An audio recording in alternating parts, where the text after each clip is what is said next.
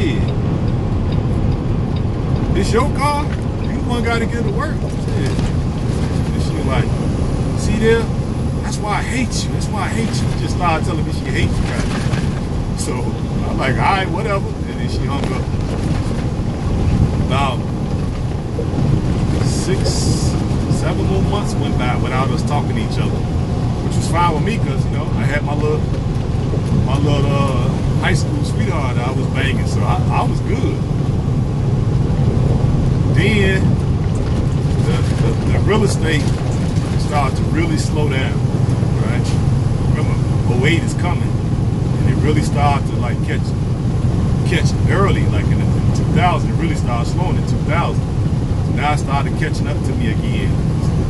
So I'm like, okay, well, I had dreams of opening up a store.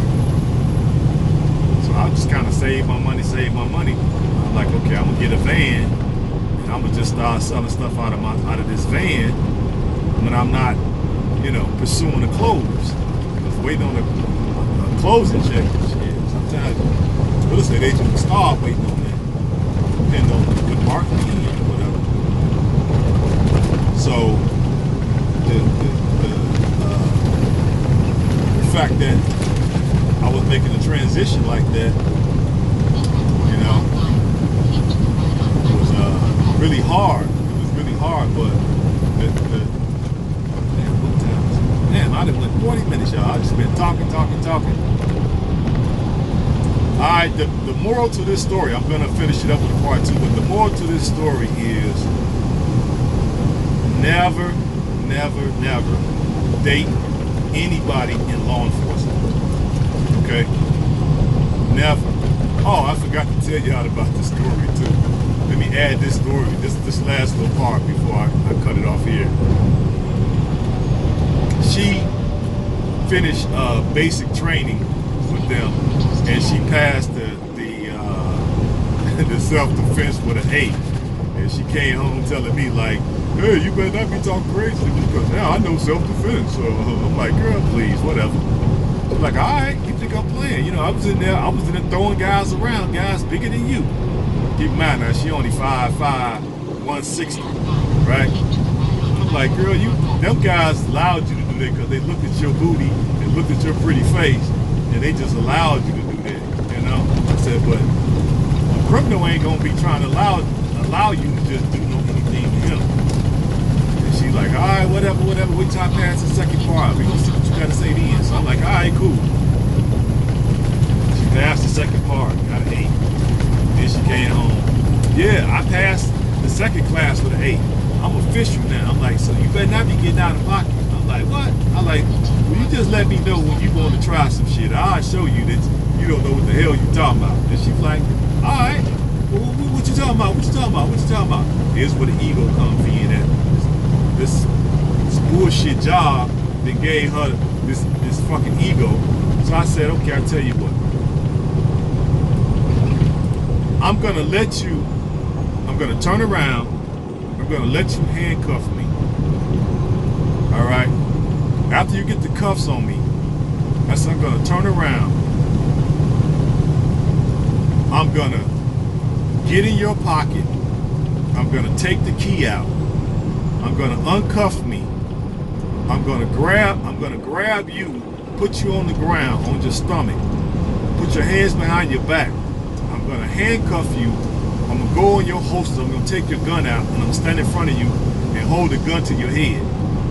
And she was like, ain't no motherfucking way in the hell you gonna do that. And I was like, I'm telling you, I'm gonna do it. She was like, all right, let's try it. So I'm like, all right, cool. So I turn around. She take her handcuffs out. I put my hands behind my back. She get the handcuff on my left arm first, because she left-handed. So she get the cuff on my left arm first. And before she could get the other one on my right hand, I turned around real fast. I grabbed her, picked her up, slammed her down. Not super hard, but I slammed her on her stomach, put my knee in her back, grabbed her hands, put both of them behind her with my left hand, reached in her pocket. No, not in her pocket, on her belt. Reached on her belt, with my right hand, with my knee in her back, and my left hand holding both her hands behind her back. I got the key. I took the cuff with my right hand. I took the cuff off my left. I took the cuff, handcuffed her, right? Grabbed the gun out of her holster, stood in front of her with the gun, pointed at her forehead. She was like, "Hey, that ain't fair. You cheated." I'm like, "Yeah, that's what criminals do." This shit was fucking, hey, I wish I had a camera in the house to film the look on her face. She was like, "That is not fair. That is not fair. That is not fair." Whatever. Unhandcuff me. Unhandcuff me. So I unhandcuffed her. Of course, she was mad at a motherfucker after that, but I had to do it to her, fellas. I had to do it to her.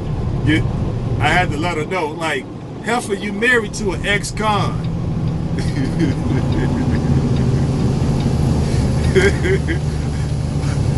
Of course I'm not going to do shit by the book. Of course I'm going to cheat the system. You know what I'm saying? Shit, you the dummy that failed for it. See, they didn't teach you that in the academy, did you? That's why you'll get fucked up if I was for real, for real. I better killed you in here, right? But I just wanted to tell y'all that story too, fellas. So the irony of this story, I'm going to finish it up, but I'm tired of talking now, so we're going to just continue it. But the moral to this one is, do not date law enforcement. Do not date anybody associated with the system that is being used to grind men up, because these people are gonna change, and no matter what you done did to them, they're gonna bite the hand that feeds them. So that's all I got right now, fellas. I hope y'all can take something away from this.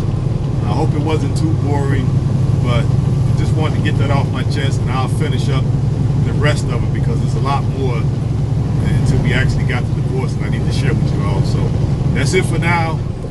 Peace and hair grease.